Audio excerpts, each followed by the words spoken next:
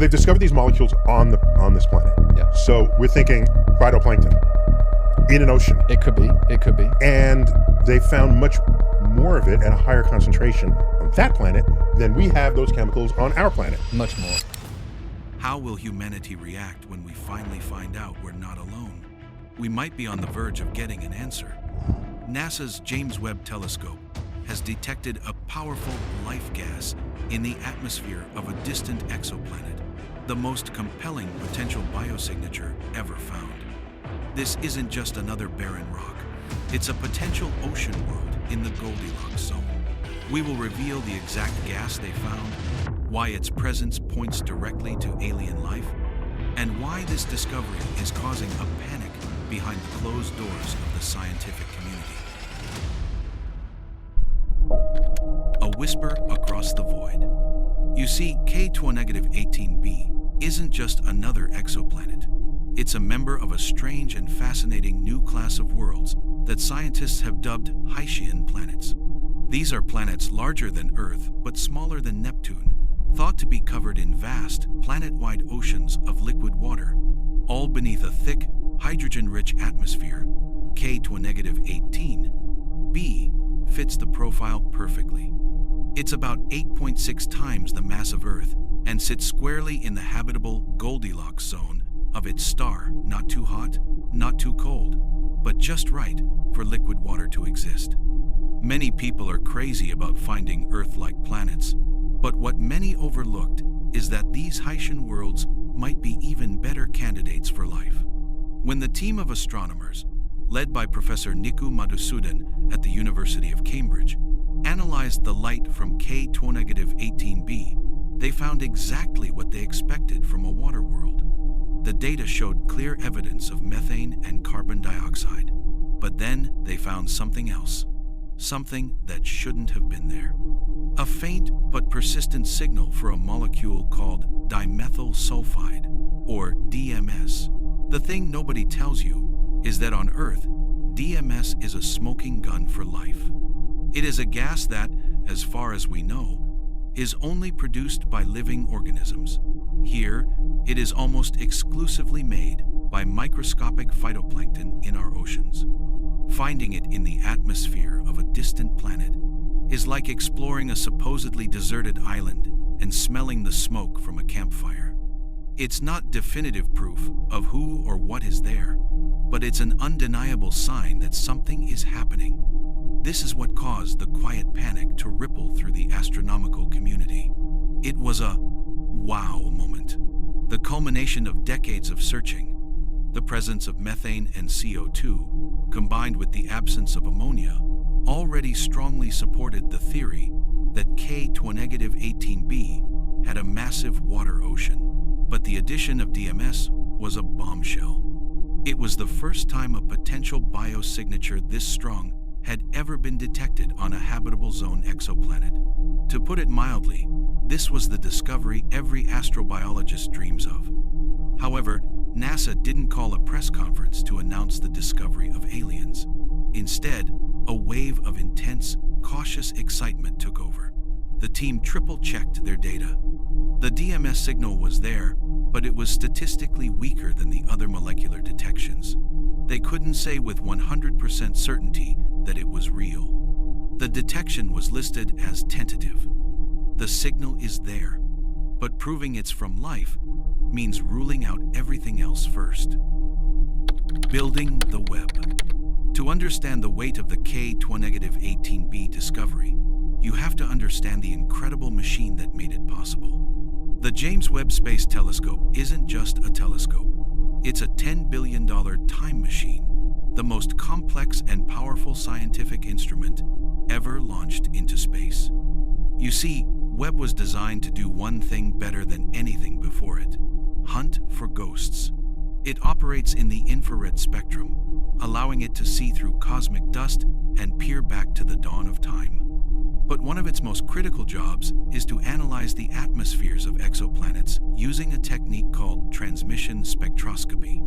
Here's how it works. When a planet like K2-18b passes in front of its star, a tiny fraction of the starlight shines through the planet's atmosphere. Different gases in that atmosphere absorb specific wavelengths of light. The Webb's incredibly sensitive instruments can pick up on these tiny dips in the starlight, creating a sort of barcode that tells scientists exactly what gases are present. This is how they search for biosignatures, the chemical clues that could point to the existence of life. What many overlooked is that we're not looking for little green men waving at the telescope. We're looking for a profound chemical imbalance, an atmosphere with gases that shouldn't exist together without something constantly producing them.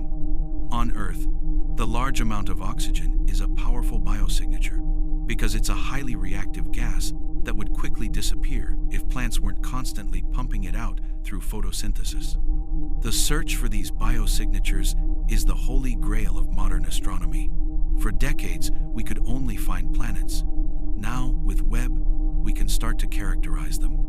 This is what led scientists to K2-18b. It was the perfect target, a planet in the Goldilocks zone with the potential for a massive liquid water ocean.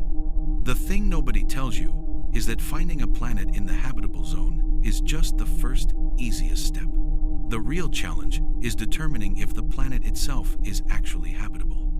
It needs the right size, the right mass to hold onto its atmosphere, and it needs to be orbiting the right kind of star.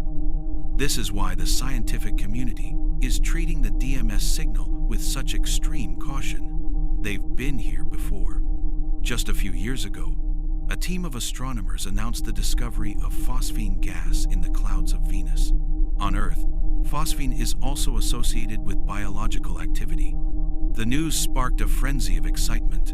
Could there be microbial life floating in the acidic clouds of our neighboring planet? But the discovery quickly became controversial. Other teams of scientists reanalyzed the data and couldn't replicate the findings. Some argued that the signal wasn't phosphine at all, but a more common gas like sulfur dioxide.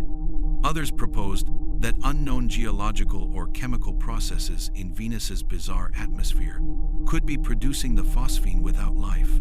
The debate still rages today, serving as a powerful cautionary tale. The Venus phosphine story shows just how high the stakes are for getting it right. Is it really life? With the tantalizing signal of dimethyl sulfide from K2-18b on the table, the scientific community immediately split into two camps, the hopeful and the skeptical. While the discovery is thrilling, a good scientist must also be a good devil's advocate. Their job is to try and kill the theory that it's life by finding any other plausible explanation.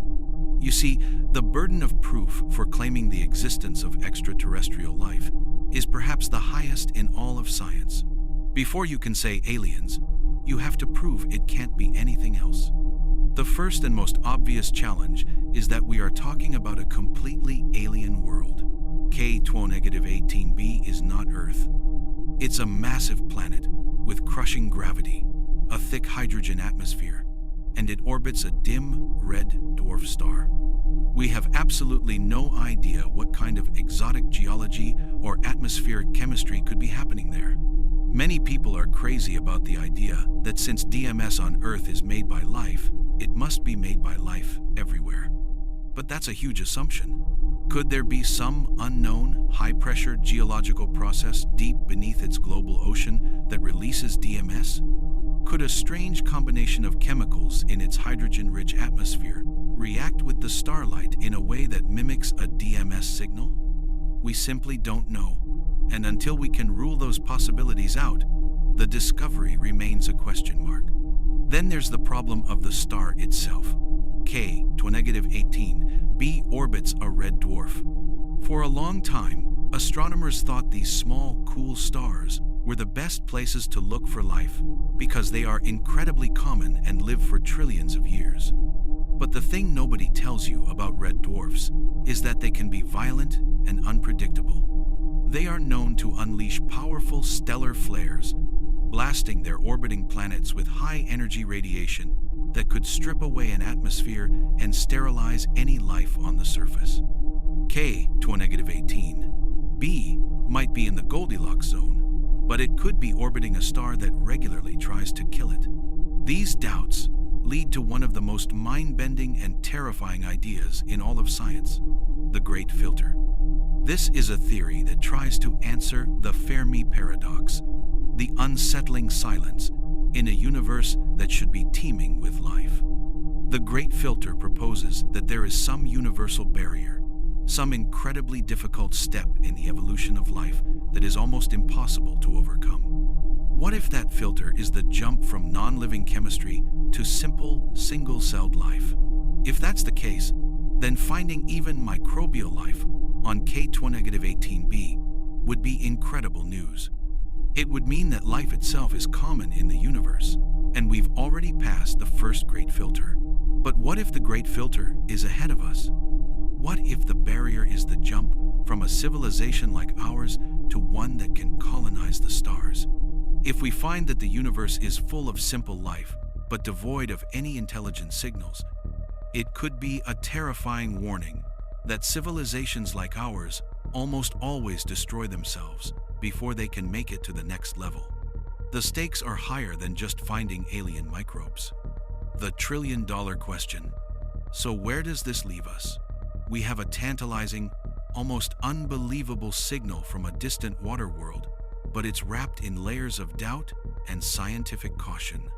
The people watching this are probably wondering, did this all happen overnight? Is this really true? Or are we missing a key detail here? The thing is, the scientific process is slow and methodical. The discovery of DMS on K2-18b isn't the end of the story. It's the explosive beginning of a new chapter in the search for life. The next step is already in motion. The team behind the discovery has been granted more time on the James Webb Space Telescope.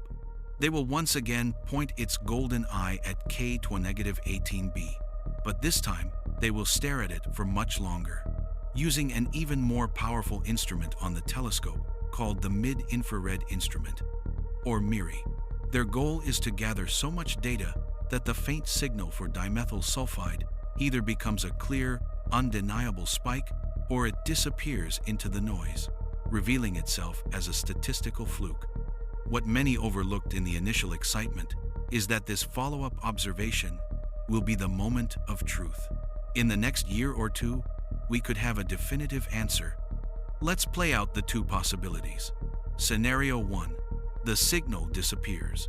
It would be a disappointment, but not a failure. It would prove that the scientific method works, and it would push researchers to better understand the complex chemistry of these alien atmospheres.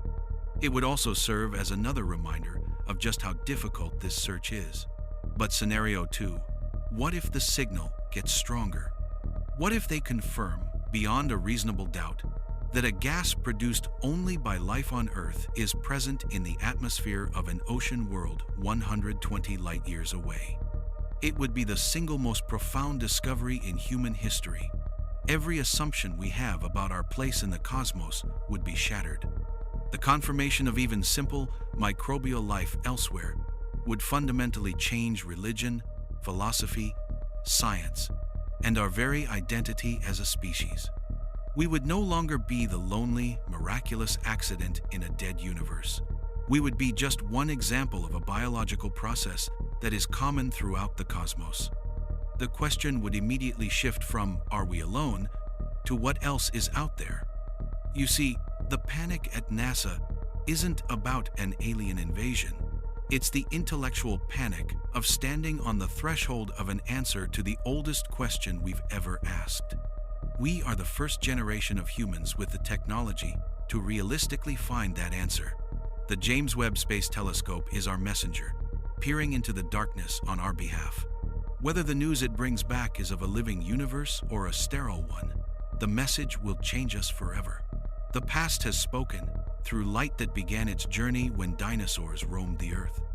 Now, how we choose to build our future in a potentially crowded universe is entirely up to us.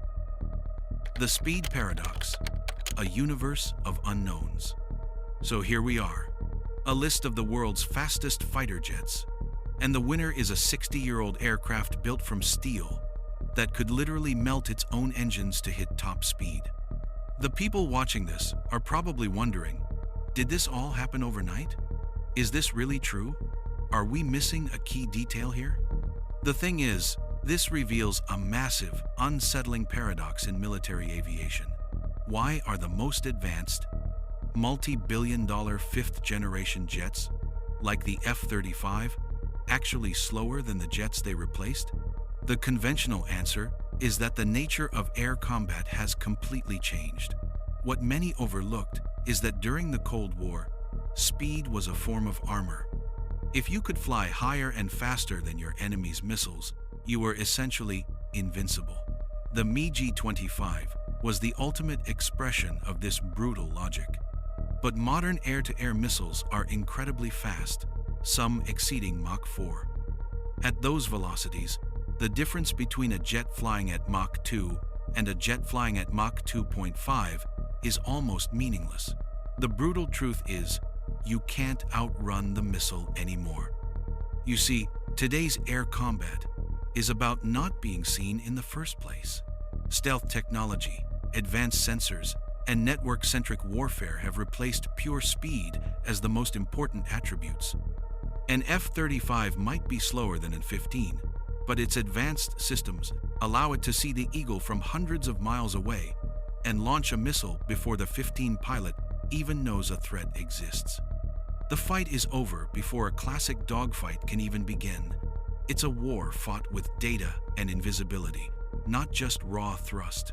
But what if that's only half the story? What if the shift to stealth wasn't just about hiding from Russian or Chinese radar, but about hiding from something else entirely? This is where the theories get wild.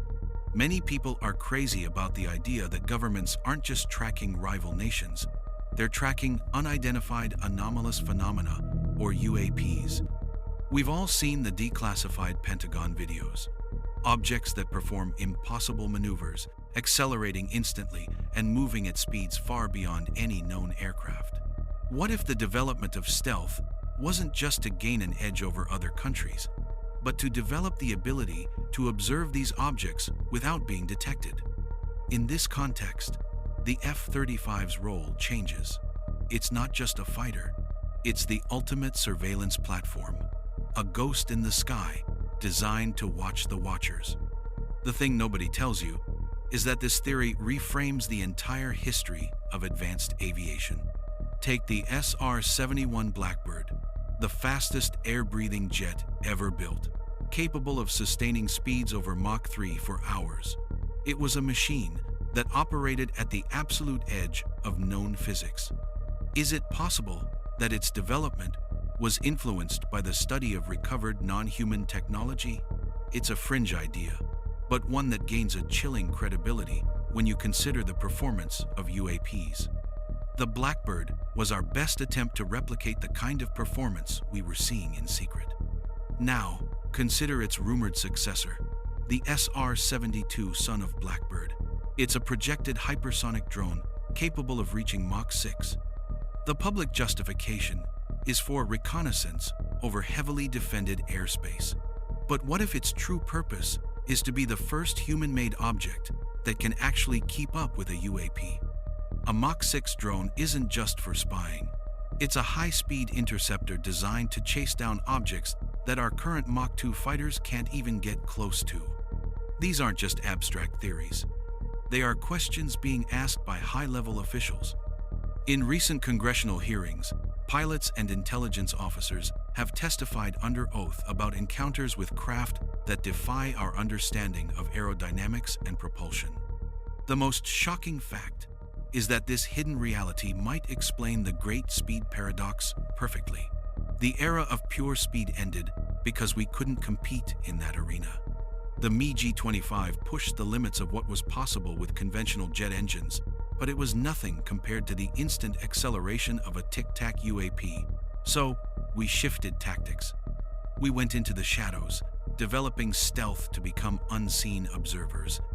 Now, as our materials, science, and engine technology begin to catch up, we are once again dipping our toes into the world of extreme speed with hypersonic programs. The technologies developed for these incredible jets, from the materials that resist extreme heat to the engines that gulp air at supersonic speeds, will pave the way for the next generation of aircraft.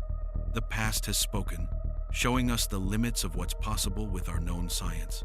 But the silent objects in our skies suggest there's a whole new set of rules we are only just beginning to understand.